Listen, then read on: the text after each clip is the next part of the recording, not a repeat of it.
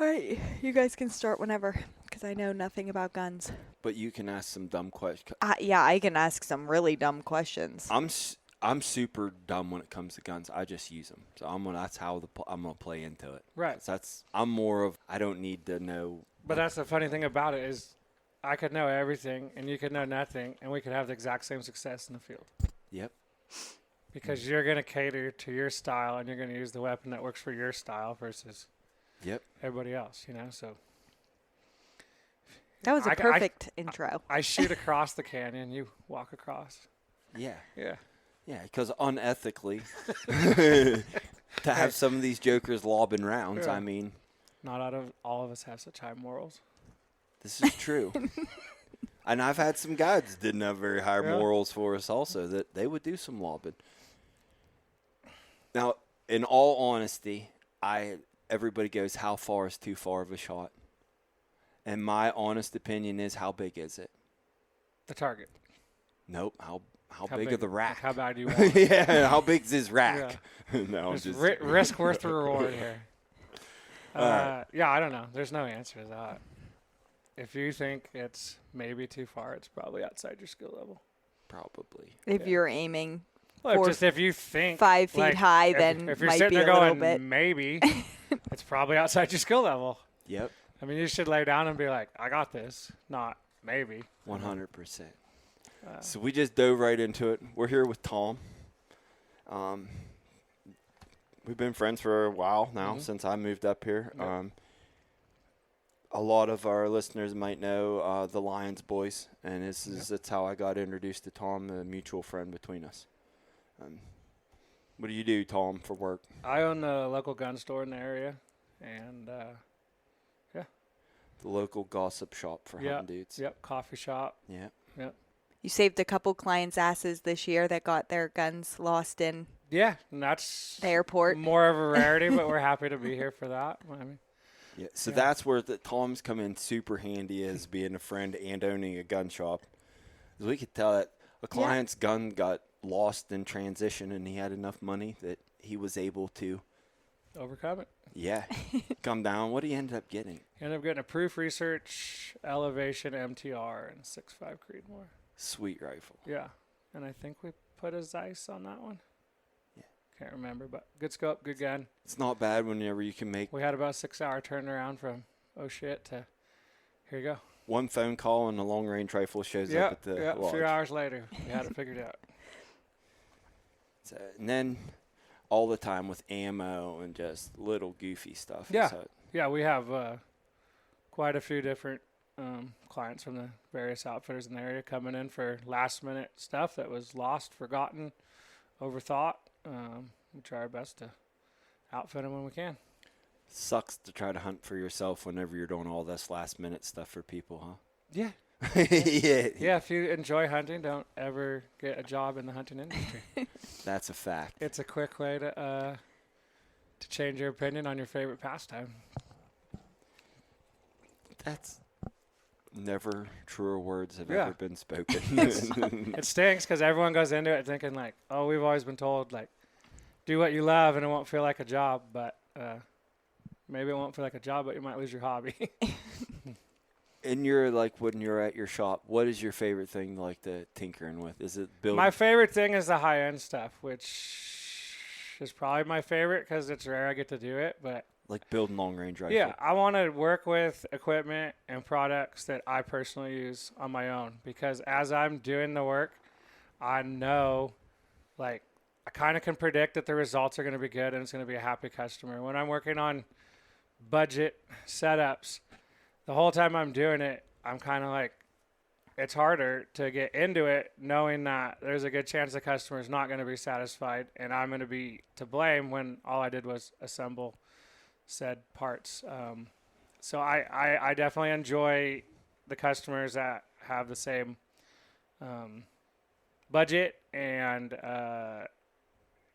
quality that they demand out of the product because it's a lot easier to put 4 hours into setting up a rifle that you know all the components and all the parts are top of the line and the chances of success are, extremely, extremely high versus hoping for a good one.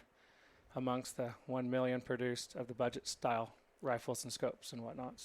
So with the manufacturing process like today, do you think the guns as a whole, they're like coming out of the box, they shoot better? Just even Absolutely. a cheap old Savage. Absolutely. Right on. The cheapest gun you can buy right now, domestically made. So I'm not going to speak to all the Turkish and some of the other foreign stuff out there, but you buy the cheapest Savage, Ruger, Remington, Winchester, whatever, they're going to outperform the top of the line custom guns from the 80s as far as performance goes. And it's just just totally due to the advances in machining. Everything's done on a CNC. Everything is done to the minutest. Like, there's just no margin for error with this new modernized machining. A guy's not required to fit the pieces together. So there's no like Monday and Friday rifles anymore. They are made to the exact same standard. Every outfit can put out a dud. Quality control can be different between the different companies. But as far as the machining goes, yeah, the budget rifle of today, performance-wise, is every bit as good as the best of the best from, say, 1980s. Yep. Yeah, I even believe the that. 90s. And then same goes with bullet manufacturing. And We've learned a lot, luckily. As you hope everything gets better, and it definitely has amongst the industry. There's been shifts in focus where, due to people wanting a certain like thing, long range is a pretty big thing now. That the bullet manufacturers are probably putting more effort and more engineering into that style of bullet per se than your standard 150 yards walk through the woods type bullet that you see on the Midwest and eastern part of the world. So there's probably more demand on that, so there's more money going into that, and then therefore there's more advancement in that like genre of the shooting industry. But all in all, I don't think there's a single product that's not better than it was 2 decades ago. So what the heck made you a gun nut? I don't know. I would consider you a gun nut. Yeah, always been that way. I don't even know, but it was that way when I was a kid. Like, my dad had guns, my dad hunted, but I'd be the kid that's 6 years old, like, let me in the safe, and I'd be the one to pull them out, wipe them down, clean them.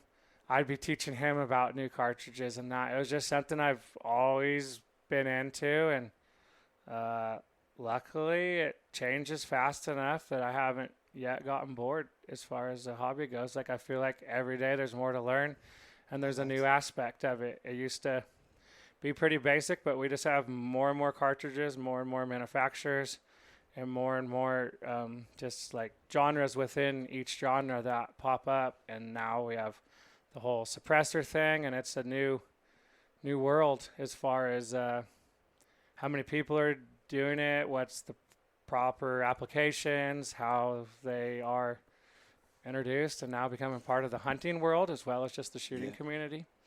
And so I feel like every time I maybe would plateau knowledge or plateau with interest, there's something new that comes along and keeps my attention. That's cool. That's usually what burn people a lot about hobbies.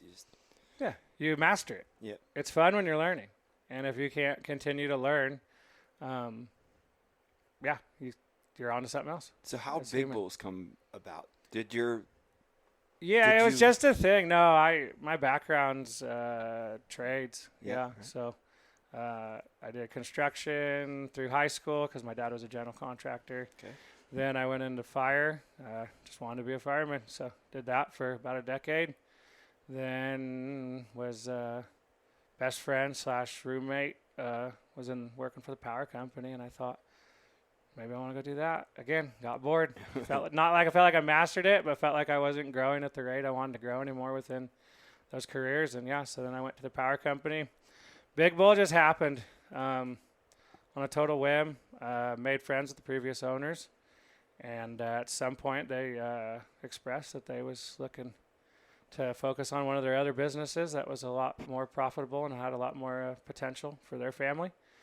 And I had in my mind I was moving back up here, and I thought, well, there's not a lot of jobs, so create one.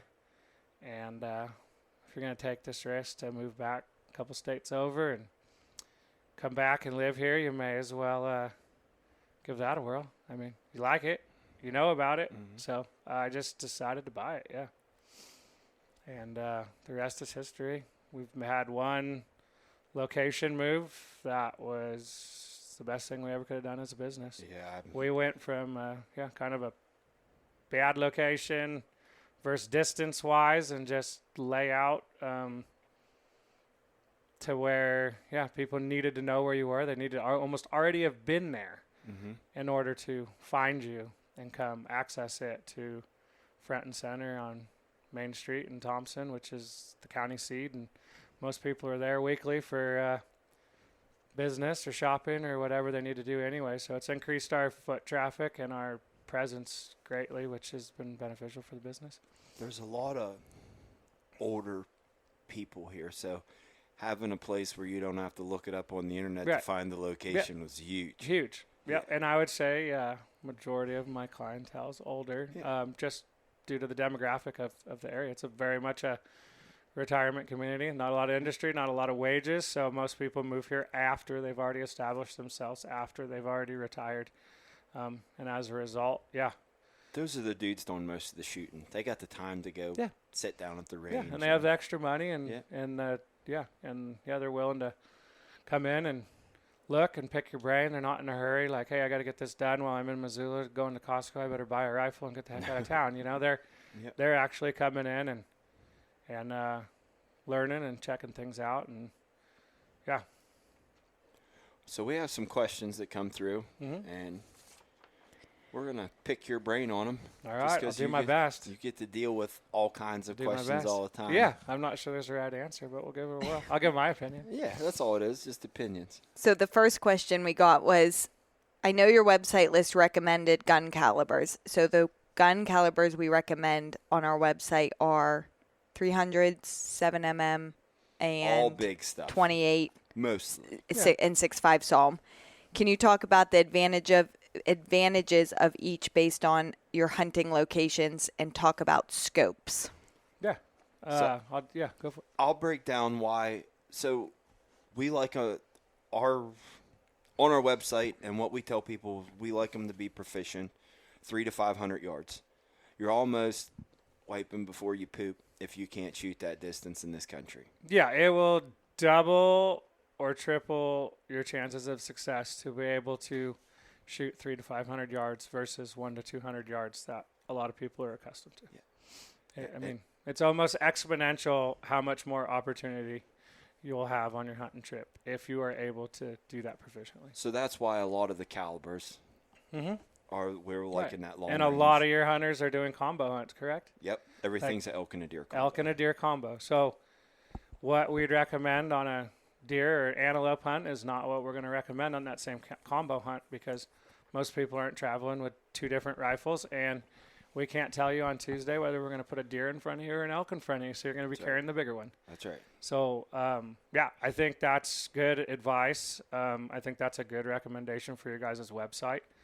The only downside to the big calibers is recoil, and 100%. most of our clients are proud men and don't like to admit that some of us have a problem with recoil. But that's where the proficiency and the practice prior to getting on that airplane and getting your butt out here, that's where that comes in. I've never seen anyone that's recoil sensitive that can't build some sort of tolerance or some sort of ability to improve their shooting with a big caliber by just going out and doing it.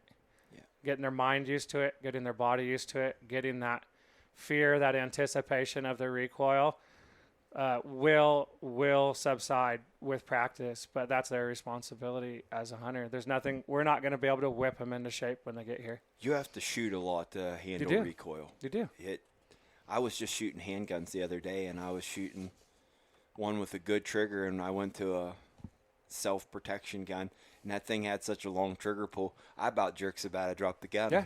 No, and it's all trigger time. If you were to work with that gun daily for even a week or two, you're going to be so much more comfortable than you were this morning or whenever you did this, because you hadn't picked that up in a while and you were used to the good one. Brakes And are cheap too yep. for these guys with these big Correct. guns. Like honestly, And for $100 you can put a brake on a gun. Pretty absolutely. much. And the greatest thing ever for the hunter, the worst thing ever for the guide. But this is about the hunter, so What'd you say? put a brake on. Yeah, exactly. Hey, can you say that again? I didn't quite hear you. Yeah. Yeah. So I mean, I would probably keep my recommendations as a gun nut, whatever, along the same lines. But if you know absolutely that 300 is too much for you, then you got to go smaller. There's no way around it. 7 mag Yeah. stuff. Yeah, the difference is 7 mag can still kick, but the difference is pretty substantial. I don't have the numbers in front of me as far as the foot-pound of energy into your shoulder and blah, blah, blah, but I can honestly say in all the shooting I do, 7 mags, probably 20 to 25% less recoil than the equivalent 300 as far as what the shooter's feeling. Do you think in today's bang for your buck, you can get as much out of a 7 mag type of that 284 bullet and speeds and stuff that you're not needing to shoot that 30? Yeah, I don't think you need to shoot the 30. In fact, I had this conversation with one of your guys' clients, repeat clients, just this morning. We were kind of specking out a new rifle for fall, and we just were talking. He was between 7 PRC and 300 PRC, and he's like, hey, can I call you? So I said, sure, And we talked, and he's just like, well, what do you think? Which one's better? And I said, it's just different based on what you're wanting to do. And so that's always how I start my questions about what is best for you, is to ask you questions. Mm-hmm. What are your expectations? What is your skill level? What's your tolerance to recoil? What's your ideal weight of rifle, scope, setup as far as hiking in these nasty mountains? Like, what are you capable of doing? And all that's going to go into my recommendation on what the best caliber and what the best rifle setup might be for somebody. Because there's no question about it, a 16-pound bench gun will shoot more proficiently at long range with bigger cartridges than a lightweight carbon fiber Razoo hunting gun. Yep. But if you can only walk 1 mile instead of 7, or you can't get even to the spot where we're going to sit for the evening hunt because your rifle weighs too much, or you're going to make your guide carry it for you, all those things make me never make that recommendation. Because your opportunity is going to be in the field and covering ground as much as it is shooting. You're going to carry that rifle 95% of the time. You're going to hopefully shoot at 5%. And I can honestly assure you, Tom is very serious about weights of rifle. I took him a rifle that I just got, and he pulls out a scale behind us. And it's crazy. Threw the gun on a scale. He's like, all right, yeah, pretty good. And it's crazy to say, but and a pound is nothing. Like, a pound is nothing if that rifle's in your pack and you have your shoulder straps and your hips and you have your suspension set correctly. You could probably get away with 5 pounds difference. I wouldn't be able to tell you if I had 15 or 20 in my pack per se. Yeah. You can feel the difference between an 8 and a 9-pound rifle. Yeah. You can feel it within the first mile 100% of the first day, let alone the 5th, 6th, 7th day of a hunt where you're sleep deprived and you're burnt and you're in country and elevation you're not familiar with. The difference in weight is huge, and that's why I'm a weirdo and I'll just get weighing stuff out. Because in my brain, I kind of know where my window is of where I think that's ideal. Yeah. And obviously, they don't all come out that way. I like about an 8-pound 9 max rifle all up, and that's all up. So it can be a 5-pound rifle with a 2-pound scope. And it can be a 7-pound rifle with a 1-pound scope. But most of the optics we're using, as far as quality, durable, capable optics, they're all very heavy, which is forcing us to make a decision on the very first step, the rifle step. We're having to plan ahead at the first step in order to know that we're going to accommodate and we're going to be putting this heavier style scope on the next step. Because if you were just to pick out your rifle and go, 7 pounds is fine, I'm still under 8. Yeah. Then all of a sudden you throw a 2-pound scope on and a bipod and a sling and 4 or 5 rounds, and now your gun's 10 1/4 pounds. We just blew our complete objective out of the water. So yeah, ideally for me, As far as a hiking style rifle, I like to be around that 8-pound mark, and that's expensive. She's sporting a lot of carbon and A titanium. lot of carbon, a lot of titanium, a lot of, if not titanium, aluminum. Yeah, a lot of cutting edge, expensive materials to get there. But we spend a lot of money and take a lot of time off work and sacrifice a lot of income to come do what we love. And I think the equipment's just as important as getting in shape and getting on that airplane to go hunt, because it takes all of it in order to go have a fun, successful hunt. And the better your stuff is and the more success you have, the more you're going to enjoy it. And more often you're going to go book another one. So, yeah, I like a light rifle. I'll be the first to admit it. I'm not the... Don't be cheap. I'm a big guy too, but yeah, the lighter the better. It's not about, how much you can lift or how strong you are. The lighter's the better when you're covering ground. And, 100%. yeah, a mile ain't a mile here. You're going to have to go about 3 miles to cover that 1 mile as far as your steps and effort go, because of blowdown and zigzags and switchbacks and everything else. A mile ain't a mile. You can go walk on your local track a mile.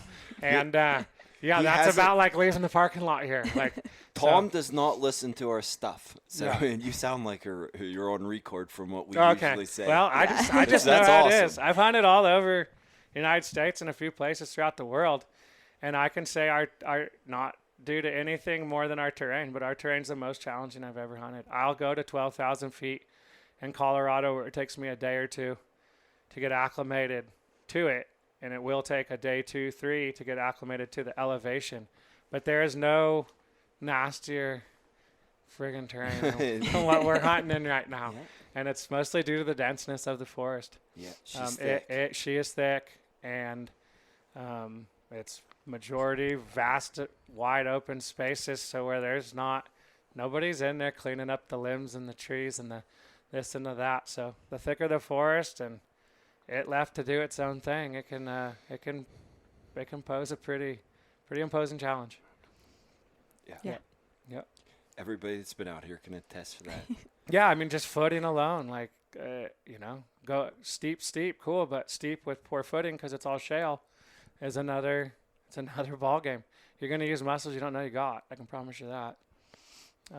So, yeah, tying that back into rifles, to me, the lighter the better, but they are harder to shoot, so you have to consider that in your choice as well. Ultralight is not easy to shoot well, and that's where, again, the practice and preparation comes in.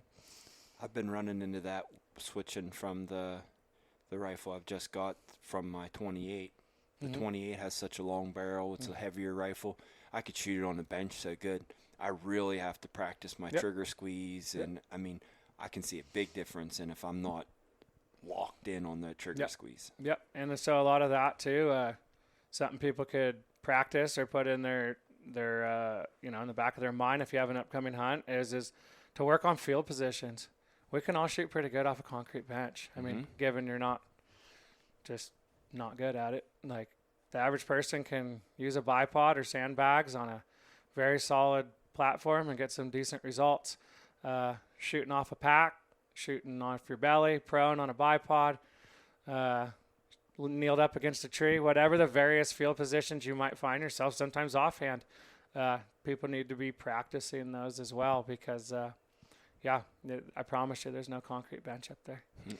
So to go back a little bit, whenever you were talking about how rugged it is and going over shale and everything, that kind of also plays into having a durable gun and scope that can possibly take a little bit of a fall, which is one of the questions. It says, what are some features in rifles that you really like and some you don't? So the features would be like light and durable. What don't you like in guns? I would say in general, most guns are probably durable enough that it comes more into play with the optics. Okay. We break I more have scopes. I have a much higher standard on the optics because I've seen much higher rate of failure on the optics. Like I almost feel like it's a no compromise on the optics as far as success, like directly correlated to success would be no compromise on the optics. I really think a guy could buy one of these new Ruger American Gen 2s for $600, and they're going to shoot as good as most of they are going to be capable of shooting. And if they had the right optic on it, it's probably a capable platform. Now you could take the most expensive rifle and put the wrong optic on it, and that dude's not in good shape. So yeah, durability for me is key. I mean, any equipment can be busted and broken, especially in this country. You can fall down on your stuff, and your body weight alone can ruin stuff. You can lean it against a tree, and it can fall over. Someone can bump it. Getting in and out of the vehicles. There's a million variables. You're not going to be able to control them, but again, just having kind of the best equipment that's within your budget is going to do a lot for your confidence of knowing, I think my equipment's going to make it through this process. And if something does happen, I feel like there's a good chance we're going to be able to overcome it. Like, it's going to be able to handle it. And with optics, it really stinks, because with rifles, you can spend money and go lighter as long as you're willing to spend money. But, we can introduce carbon, we can introduce titanium, we can do all these things. With rifle scopes, I think the weight of the scope, the bare weight of the scope, directly correlates to how robust it's built. That's like Jurassic Park, where they're fooling with them binoculars, them kids, and he's like, don't touch them. They're heavy. They're probably expensive. They are expensive. It is. And with optics, yeah, so far no one's been able, that I know of, and I mean, someone might be out there that can correct me if I'm wrong, but heavy's quality and heavy's durable. And I haven't yet to see a ultra lightweight optic come out due to any material changes, anything that is equal to something that's built to withstand it. So, yeah, I have preferences on brands, and it's always controversial. Everyone's got their favorite. If you drive a Chevy, another guy drives a Ford, one of you is gay. It just is what it is. Yeah. But, I have my preferences, unfortunately, if we're looking for anything more than a walk-around point-and-shoot style rifle where you sight in and then you go hunt, if you're looking for any sort of rifle where you're making adjustments, whether they're elevation or windage, it's going to be heavy, no matter the brand. Yeah, we almost have all night forces. Yeah, I mean, that's what. If I could have a night force on every gun, I'd have a night force on every gun. And the extra 8 to 10 ounces that the scope's heavier than, per se, my next choice, I'm going to make up for it in the gun setup. All right. Is Husqvarna and Night Force made in the same building? Yes. Really? Yes. So there's only a few, as far as the parts and stuff go. Okay. My understanding is yes. There's only a few major worldwide manufacturing facilities, and those are both made in Japan for LOW, which is light optics something LOW, LOW, and each manufacturer goes, so each scope company goes to this big manufacturer in Japan and says, these are the specs, okay. These are the shape, this is the quality of lens, the light transmission, this is the spring strength we want. So they basically go with them with a bunch of specs, and then that company builds them. So they could build to Night Force's spec. They could build to Husqvarna's spec. They could build to Zeiss's spec, per se. Now, Zeiss, I don't believe, is manufactured there. But I'm just saying, so that's how it works. So, yeah, in a sense, they are made in the same factory. Now, they are both assembled and shipped, partially assembled and shipped back, and quality control and tested in their respected facilities. So that's how Night Force is able to say, I got USA.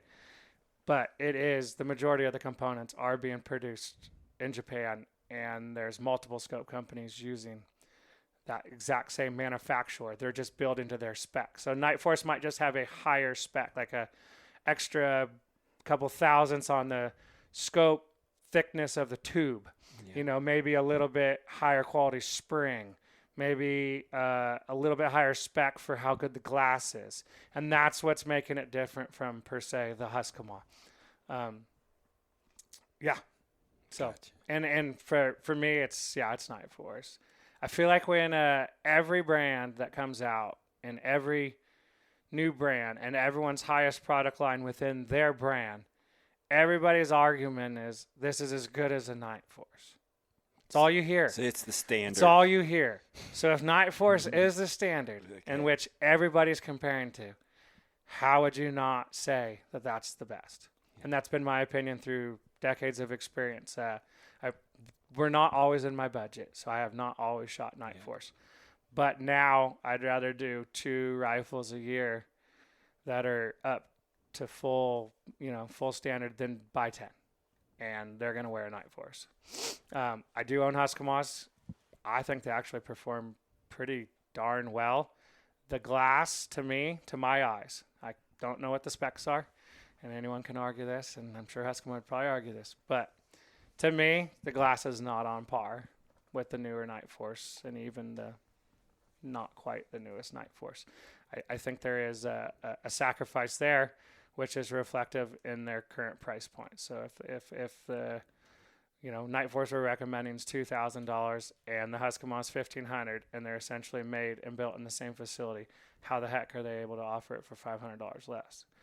Because they had a different spec that didn't cost as much. Junk. So yeah, well, I broke both, but I've broke a higher percentage of Husqvarnas than I have Night Force. Husqvarna has made me do 12 miles of hiking without a rifle they could shoot. We do have to give them credit though, as in they were the first due to their marketing alone. This genre has not only became mainstream, but it has forced the other manufacturers to put time into engineering and building a better product due to what they started. So whether they're the best now, I got other choices, but I won't ever say that they weren't the first and the best at one point in time.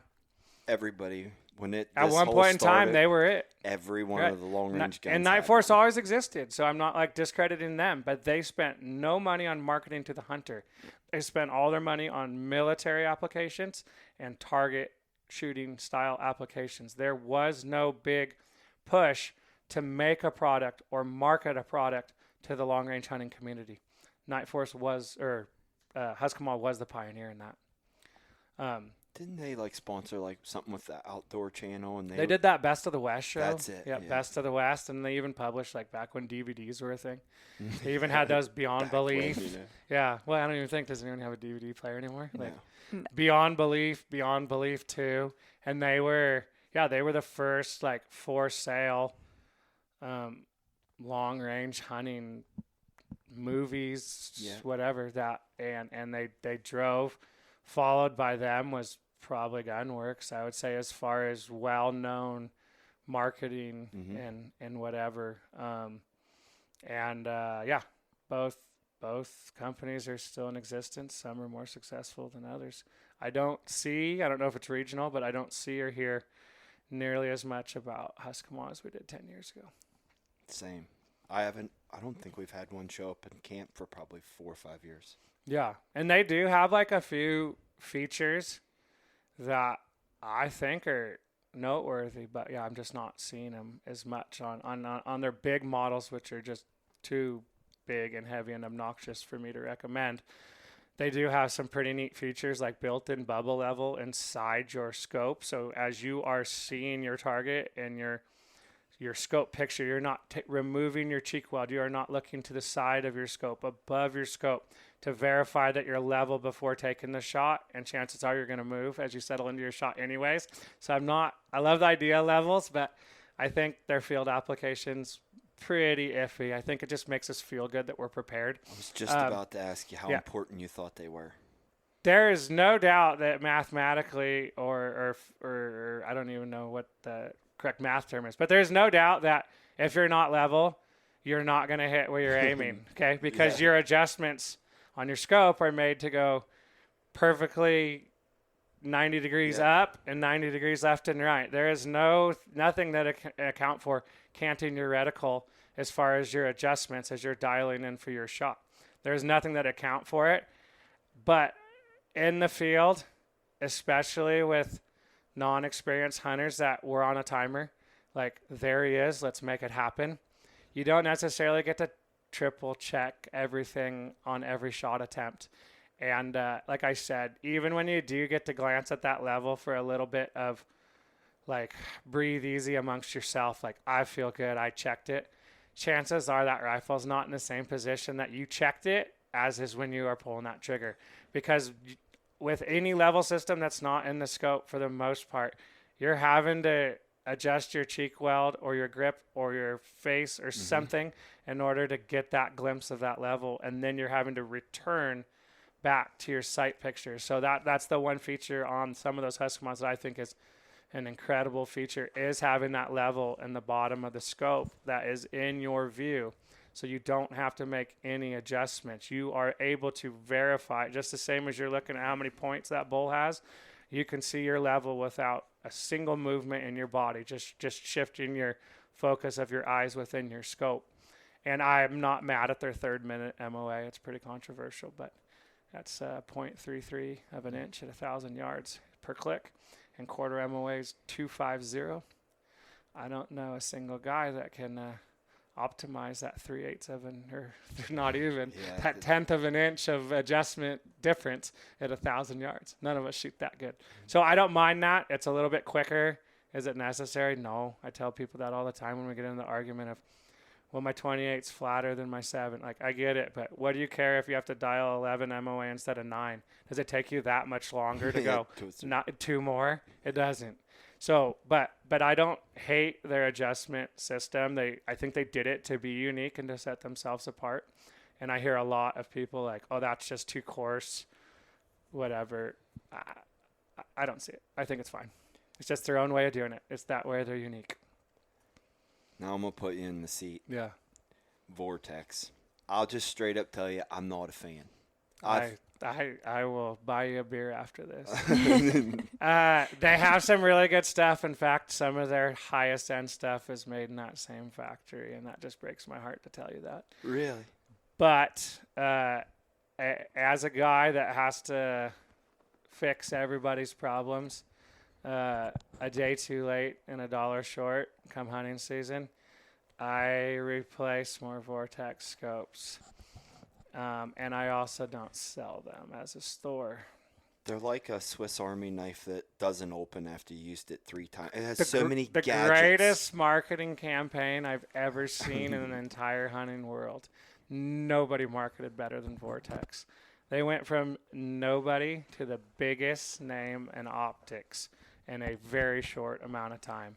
The best marketing, and they also have like one for everybody. I couldn't tell you how many models they have available right now. To me, that's a bad thing. Make a few really well. Don't make a whole bunch. Yeah. So that's my opinion. But they have one for every budget, one for every features wise, one for every guy. That one guy likes gadgets, one guy doesn't. One wants big, one wants small. They got all that covered, and they are the big box store brand.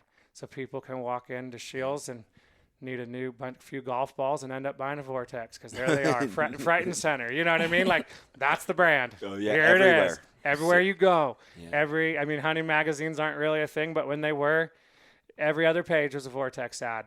Every banner on your forums and your hunting-related stuff is Vortex optics. Dude, if they work for... I know run Vortex because you could trash a pair of binoculars in 1 year because they're And I hear the same thing. People just love the warranty. And that's great, but I'm not willing to need to send my binoculars back during hunting season. And that's what I run into, so I don't use them anymore. So warranty is great. I love that everybody loves it. I can't afford a warranty issue during this really small window of time. That's right. Where we're making our living and expecting to make things happen. Can't have it. So, yeah, not my brand of choice. It's going to be really unpopular, but, hey, all you guys that love them, keep rocking. Yeah. So while we're talking about scopes, what scope magnification range do you recommend? Again, that's a personal thing, but me personally, I like magnification. I don't have to use it. That's my thought. So, like, what would it be? Like, don't even bring it out here. Out here, I would say kind of 4 to 16 would be the minimum. For me, on an elk, sure, you can. They're big, but to shoot a deer at, pretty far range, I'm going to be on max power if I'm carrying a 4-16. My favorite hunting scope right now is the Night Force 2.5 to 20. To me, it does great. I like the 4 to 32 a lot. I just never find myself using anything over about 24, 25. Yeah. So I can kind of sacrifice, and I can almost give the nod to the 2.5 to 20 because I'm not using the full potential of that next model of NX8. They did come out with a new NX6s. I haven't personally had my hands on one, but that could be a good option because then you're like 4 to 24. Could be a good option. You can save a couple $100 from the NX8 line, but I didn't think the pricing at this point is enough different between those two lines for me not to go with the higher line, the NX8. So I've been sticking with that. But yeah, I run a lot on guns that I'm really concerned about weight. I will run the Zeiss line, so the V4s, V6s. Saves a little bit from Night Force, not a ton, but half a pound here, a few ounces here can all add up if you're doing that multiple times throughout the build. And the lowest one I've ever bought is a 4 to 16, so I'm going to say that's the minimum. Okay. Yeah, because I hunt here and eastern Montana and kind of all over. And yeah, I don't, besides rim fires and my grandpa's old 270 that I inherited type of a gun, I don't think I've bought anything under 4 to 16 for everyday use. So I would say that's kind of my minimum. 4 to 20, if someone made that or something right in there, would be ideal. Would be ideal to me. Yeah. But these new scopes are incredible. We're not stuck with 3 times magnification, 4 times magnification. Almost everything's 5 times, 6 times, and now in Night Force's case, 8 times magnification. So you have no sacrifice. Before, in order to get magnification, you had to have your low end so high that it wasn't good for timber, close range, fast shots. You're like, well, my minimum 6 to get to 20. Like 6 is a lot for 50 yards in the timber. But now with the advancements in scopes where your bottom end's between 2 and 4, which has kind of been the standard since optics have been in business for, whatever it's going on now, 80, 100 years. That's kind of always been the standard of what's usable. To have that and the ability to zoom, I mean, it's the best time ever to be buying an optic. There's not a better time. We've never had the option of low on the low end and high on the high end ever before. This is the best we've ever had it in history. So, that would be my only consideration for having too much magnification is where is your low end up because you did opt for a lot of zoom. But with the new stuff out there, you get to have both now. Yeah, and it's just baby steps. Whenever you're moving from place to place, just remember those steps. Right. Take that scope, ratchet it back down to low. Yep. Yeah, and that's all going to, again, come from preparation and field and how serious are you taking your hunt? Are you thinking about your hunt before you get here? Are you thinking along those lines, like strategically, after I cranked it up to get a look at something or maybe got in position to take a shot but the opportunity never present itself, you need to mentally be prepared enough to know that when you get up from that shooting position, you return your turret to 0 and you crank your magnification back down for the unplanned shot. You always have time on the long shot to make your adjustments. You never have time on the unplanned shot. So I personally think, people need to be thinking about that and getting that thought in their head prior to getting here. That way it's kind of a, it's kind of like a habit that's kind of the steps that you take. And then that way it'll just help again with your success in the field. But you got time on the long ones. Yeah. And if you don't, you shouldn't be doing it. Well, if you don't, then the shot, opportunities. I've laid down plenty of times and ran out of time, but part of it, we'll get another chance at it. We'll get another crack at it. I've had a lot of bulls missed because of scopes being dowed, not turned back to 0, and then dower again 2 or 3 days later.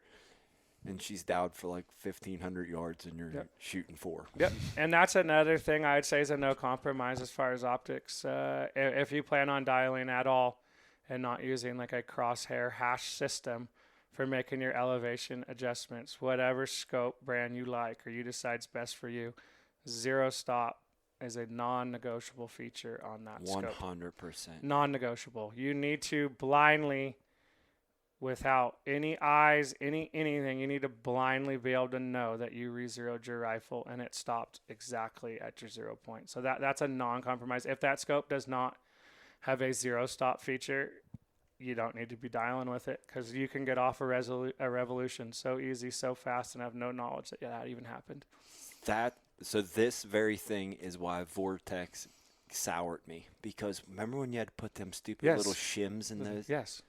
That was I horrible. literally got to the point where people brought them in, and I'd say no. Yes, that's the same thing I would do here at the lodge. Like no. Well, can you help me? No. Like, you got 3 hours at my hourly rate? You want to pay me? No, there's better systems out there. I don't know, because I don't personally use that brand, but I believe they've improved their system. I cannot, because that's a common thing. But yeah, no, zero stop needs to be set, and if it is complicated, that needs to be done prior to you getting here. The guys, I might not be around, I might be hunting. The shop might not be open. We got kids, we got life too. Yeah. There's not always someone that's going to be here to cater your needs when you get here, and the guide's got stuff to do. They're preparing for your hunt. They don't necessarily need to be fixing or setting up your equipment upon arrival. So I think everybody should do their best to have their ducks in a row and be familiar with their stuff before they get here. So this question kind of goes right into that. When clients show up at the range, what setup do you look at and know instantly they won't be successful? So I'm probably pretty judgmental, but I look at their equipment first. Yeah. I want to know. Yeah, I have very strong opinions on equipment, as we've talked about, and it's probably pretty obvious throughout this podcast. So I would look at their setup, and then second of all, I'd look at their behavior, I guess, and to summarize that, how they handle their rifle, how comfortable they are with their rifle, how quickly they can get behind their scope, how quickly they can acquire the target, even at the range on a bench. I've seen guys search for the target. Like, I can't find it. That ain't going to work. That ain't going to work. No, like, you need to sit down, be proficient, be fairly quick, and act like you've been there with that equipment before. And if I saw either just obvious equipment problems or I saw someone that was unfamiliar with their equipment, those would be the first indications that I would say I would notice right away as a shooter, guide, whatever, that would concern me that we might not have success or we might have a tough time here. So that falls right into something that we kind of do when we go down to the range. I'll throw a bunch of sandbags out onto the bench. They can put their gun down. And if they're farting around trying to get the butt of the gun elevated, or they don't know that running the stock has that angle on it for a reason. Yeah. It's just not because it looks cool. No. If they don't know that, then I have to tell my guide, whoever's paired up with that client, like, listen, sight acquiring is probably going to be a problem, and getting a gun stable in the mountains definitely going to be a problem. You're going to have to make sure that those processes are done really fast. And if there's not, like, you're sitting on that knob and there ain't nothing happening, as a guide or a client, you guys could go through some exercises like, get on that bush over there. You see that red rock? Get on it. Yep. And go through some exercises where you guys both are figuring out each other and you're able to communicate and get the hunter lined up on that and the hunter itself. But I've even seen things where, like, guys fumble with loading their magazine or their body, or they don't even know which direction their safety operates. So they get up there and they squeeze and you see them jerk and you're like, oh, that's not what I want to see. Then it's like, oh, well, I had the safety on. It's like, you don't even know how your safety operates. Like, this all could be tough. And yeah, I would say that initial impression is going to tell you a lot as far as how successful each person or each hunt's going to be. So I will try. If I can slide by someone not paying attention and I'll tell them I'm going to load their rifle, I won't put one in the chamber. Perfect. And when they sit down, they'll turn around, they'll about jump through, but they'll get evil. Everybody giggles a little bit, but then it just... Yeah, it sets in your head. Exactly. Yeah, it's game time. Yeah. Yep. Sometimes it takes a little humbling or whatever to get you in the mindset of like, oh, I took all my preparation for granted. I just made mistake number one. I didn't ensure. There was your shot. shot. It's not. I've had it happen. Like, just a few years ago, in the eastern part of the state, we was on a cow hunt, and they were kind of right on the fence line between not being able to be harvested and being harvested. And I asked my number one hunting partner, shooting buddy, where we share equipment and I'm familiar, I said, hand me your gun. And I laid down to shoot. He assumed I'd load it. I assumed he racked one in upon getting it out of the truck and handed it to me because we knew this was going to go bang, bang, bang, bang, bang. Yep. I dry fired on an empty chamber. Cow jumped the fence. Gone. It happened to me, and I consider myself like the most prepared. So it can totally happen. You need to be able to figure it out. Like, why'd that happen? Oh crap, no bullet. I figured it out in a hurry. I just ran out of time due to it. So that was the difference by me not checking that and me not whatever, or us not communicating between the two of us. Like, hey, load one, or hey, it's loaded, safety's on, it's ready. By us not having that conversation because we were so comfortable hunting with each other and swapping guns and just doing the whole thing that we forgot to have that conversation. And, we missed an opportunity over it. So it can happen to anybody. We're not. But, yeah, the more you can be prepared. Yeah.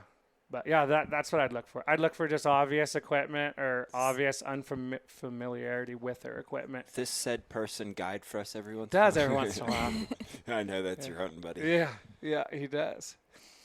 So, I guess this would go into preparing too. What shooting positions could a hunter expect? Standing, bipod, off a pack, tripod, flipping, massive rocks over, etc. All the above. Yeah. Everything. Dude. All the above. So how do you practice for that? Like at a range? Just look like the weird person? If you only had access to a public range. Which a lot of the people do. Right. So, yeah, I guess unfortunately, in order to be prepared for your hunt that was expensive and you're taken seriously, you might look like a fool. Yeah. But I got a great T-shirt idea. Is it worth it? Is it worth it? It's going to be worth it when that bull's standing there. I promise you, you're not going to care at all that the dude next to you laughed because you brought you need your piece bino of harness yeah, for shooting here yeah, today. like you got a piece of plywood that is whatever your version of leaning against the rock or the tree, and you're using it. Like, sure, might cause a few giggles, but you're going to be happier than heck you did that. And you're not going to be thinking about that dude that laughed at you when that bull's in front of you. I can promise you that. And you get to go home and show him your pictures. Like, check out this bull I got. Yeah. Yeah. Yeah. You might want to look like an idiot too. Maybe I'll design a T-shirt with like on the back it just says, "I look like an idiot, but I'm prepping. I'm prepping for my hunt with Waypoint Outfitters." We're lucky out here that we have wide open spaces, and most of us have land, and even our own ranges on our land where we can do that in the privacy of our home or amongst our friends. But yeah, if public range is your only option and it's allowed, now that's the other thing. There's going to be a few public ranges where you can only use the bench. You can't acquire field positions because they're like, well, if everyone's doing different shit, can we ensure it's safe, right? Like, exactly. So you're going to run into that. So you're just going to do the best you can. Ask that farmer down the road. Ask that buddy that you know from work that's not your good buddy that maybe has land. Do what it takes to, if that's your only option, find another one. We suggested we were going to go to a couple long-range shooting matches, and they're like everywhere. I think they're PRSs. They're like everywhere. Now. And they're cheap to get into. Yep. And then there's a bunch of shots, and you're going to talk to a bunch of long-range people. Yep. You can pick their brain. Everybody's going to be friendly at them things. Yep. You're going to probably learn more at something like that, just due to people's willingness to share and some of the, the amount of, expertise that some of those guys have is going to be more than you can read on the internet in 10 years. Oh, and they're going to be willing to share it. Buddy, Yeah. Welcome to a gun shop or a gun competition. Everyone's going to tell you everything you know. Yep. Whether you ask them or not, they're going to tell you what they know. Be breaking down decibel points. Everything, yeah. But, there's a lot to gain from it. And I realize not everyone has the same opportunity, but I guess my word on that would be find it, create it. If that means going to a match, if that means traveling to a different range, if that means, again, knocking on the farmer's door or whatever, can I go out back when there's nothing going on? You tell me what month, what day, what time of day works for you, and going out and working on some of that stuff that's not a controlled environment like the range. Because range time's great. There's nothing that can replace trigger time. But none of that's going to the only part that's going to equate into the field and into the hunt is the actual trigger time. None of the shooting positions, none of the stress, none of the familiarity with your firearm on that bench is going to equate in a hunting scenario. Yep. I agree. So we covered guns and scopes. So this guy asked about cartridges. Yeah. Cartridges or bullet choice, which is more important? And what's the number one that you see with hunters when they arrive at camp? We're pretty good about explaining it. I had seen ballistic tip bullets show up. We've had bulls wounded because making good shots on shoulders that would have killed them with the right bullet, for sure. Bull jumps up and you see him clipping over the ridge and he doesn't even have a broken leg. Yep. Yeah, I agree. I think bullet choice actually is gonna way out ahead of cartridge choice. If you gave me the right bullet and a 708, which is a 7mm 284 bore, but a very small powder charge, but with the right bullet, I am more capable and have more confidence in that setup than the 28 Nosler, which is the furthest extreme from it, and the 7mm 284 bore with the wrong bullet. Yeah. So I would say bullet choice far outweighs it, and you're going to have to match your bullet choice based on the scenarios that you're likely to encounter. When I hunt in Africa, they don't want anything to do with our new long-range bullets, our new long-range guns. They don't want it. They want Nosler partitions, Swift A-frames, bonded, tough game bullets, because they know that we're not shooting 800 yards. We can always get closer, and there's always another animal around the next bush or whatever, and they're recommending more standard cartridges and standard bullet selection because that is what is matching up with that style of hunting, and they can directly correlate those choices to their success rate and what they're seeing on an everyday basis. So our recommendations are going to be totally different in that scenario. We're going to have different choices. I would say there's no right answer. The best thing you could do is make sure you're on the same page with your outfitter and your guides. So if you have a question on bullet choice, ask the guys you're hunting with. Yeah. They've made an opinion due to hunting, not due to reading an article or what their buddy Mike said. They've made their direct opinions on what works based on their style of hunting and the terrain that they like to hunt. And there's no better source than asking your outfitter and your guides what they would like to see you show up with. And that'd be my recommendation for no matter where you're hunting, whether it's up here in northwest Montana, out in the sagebrush in Wyoming, in the woods in Wisconsin. Talk to your outfitter, talk to the guys that are successful, talk to the guys that are making a living off of it, and listen to them. I'm a burger fan, and right now, if you get on the internet, the bullets come apart. They're not holding together. Yeah, a lot of guys would say a ballistic tip's stronger than a burger due to the design. I've seen some burgers eat some elk. Lots of them. I have not seen more game killed with any other bullet than burger. Yeah, I agree. Everything now is ELDX, which I've seen a lot of those work great too, but I'm a 195 elite guy in that 28. Yeah, there's definitely some burgers that stand out in certain bore diameters that are just proven, and I wouldn't choose anything other than that. And in the 284, the original 168 is the most killingest bullet ever. I've never seen it not work. The 195 and the 284 bore again for the 28 Noslers is a deadly son of a gun. The 156 and the 6.5 is nasty. The 140 and the 6.5's nasty too. I wouldn't hesitate on a bunch of those. The 210 and 215 and the 30 cals, the 230. I definitely have a tendency to lean towards heavy for caliber. So obviously a 195 is beyond heavy for 7mm bore. 210 to 230 is very heavy for a 30 cal bore. A 156 is very, very heavy for a 6.5 bore. And I have found that to be very advantageous across all scenarios of what I'm shooting. I used to be a speed guy, and I will 100% say no longer. I want one of the heaviest bullet options in said bore diameter, said caliber, and that's what I think is going to help me be the most successful. But bullet choice, man. Yeah, most controversial thing on earth. People love Hornady, cool, or whatever. I personally absolutely hate the LDX. I wouldn't recommend that to my father-in-law, but never. But I have a ELDM I like, and that's against all belief. Everyone's, that's the match bullet. Well, I can tell you, and again, certain calibers, the 147 ELDM and 6.5, the 180 ELDM and 7mm, they're killing bullets. And all I'd say is just do your own research on that. There's some neat outfits. Look at like Unknown Industries over in Post Falls, Idaho. They're a big up and coming outfit that does a ton of long range hunting stuff. Really incredible product, really incredibly run company. And I think if you research and look into guys that are actually doing this, not just typing about it on the internet, you'll find a similar, is what I'm saying, on the ELDM versus the ELDX. But given a choice and only one choice, I'm hunting burgers. Perfect. Amen on that. Yeah. But there's nothing wrong with the Nosler Accubon, the Swift Scirocco.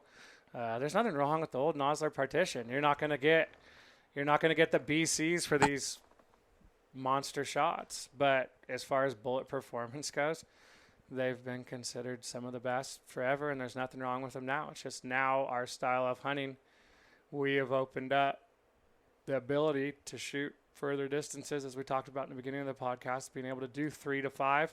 And there is no doubt that a 500-yard shot is probably 5 times easier with these new high BC bullets than it is with your old flat base Nosler Partition bullet. So match it up to what you're thinking you're going to be doing. And again, Outfitter's going to be able to tell you more than you ever read on the internet. And he does it every day. Yes. Cleaning an animal that's been shot is the best way to find out what bullets do some damage. Yeah. And there's anomalies to it. I mean, I've had 195 one time just completely not work.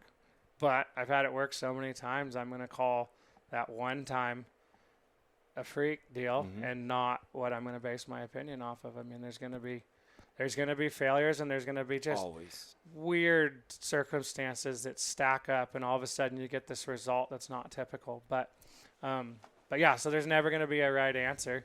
But again, just like equipment and just like fitness, I would defer to whatever outfitter you're hunting with and whatever region you're hunting, because they're going to have more firsthand knowledge than anybody else.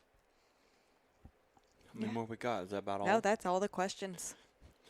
You've been plenty of information. I mean, way better than having Josh and Seth and Jay here, because all they do is argue over what's better and what they like. So that's a lot of info. Yeah. I mean, you can literally interview 5, 10, whatever guys that are doing it and successful doing it, and you're going to get a variety of answers. So I just want to be clear. These are my answers from me and my buddies that firsthand I have knowledge over of what works. And yeah, we've been successful. I can promise you that. So. Yep. You've built a couple of our clients' guns, haven't you? Yep. Yeah. No, a lot of our guides. Too. Yeah, we can put together full customs. We can source the parts, whether it's full custom or not. Maybe it's just a high-end semi-production rifle, and we're getting scopes and making sure everything's mounted correctly. But yeah, we've done a lot of that for not just not just the businesses in the area, but just regular people as well. And it helps. There's nothing better than a good mechanic, and it's the same thing as far as guns go. You get a guy that understands how it works and how the process works and is willing to put it together correctly. It's going to go a long ways towards being successful and having a consistent firearm. You can buy all the parts you want, and if you assemble it wrong, you're not any better off. So, yeah. So my guides, almost all of them are running the new Seekins off. I think 4 are running that Seekins now. Yeah, and a little plug for Seekins. 4 out of 6 of the guides are running the new Seekins. I'll plug Seekins all day long because they don't cause me any headaches, and most people think it's the best money they ever spent. So yeah, hats off to Seekins and what they've been doing the last couple of years. They are building, whether you want to call them a production rifle or semi-production, I'm not sure, but they're definitely not a custom rifle. But they are building, in my opinion, the most consistent, best performing, best bang for your buck, even considering cost rifle out there for a guy that isn't comfortable speccing his own parts and truly building a totally custom rifle, that's the best option that there is out there.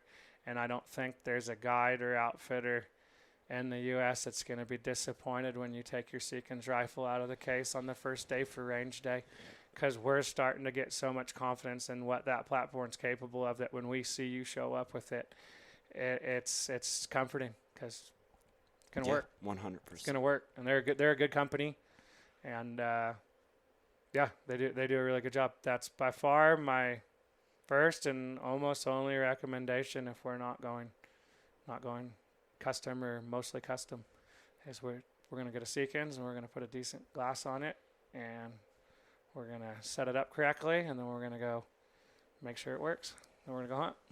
So any of the clients out there wanting to possibly purchase a new rifle, you don't have to call and ask Tom a bunch of questions. Just listen to this podcast again. His time's worth money. You can call us, or you can call any of the other Seekins dealers in your area.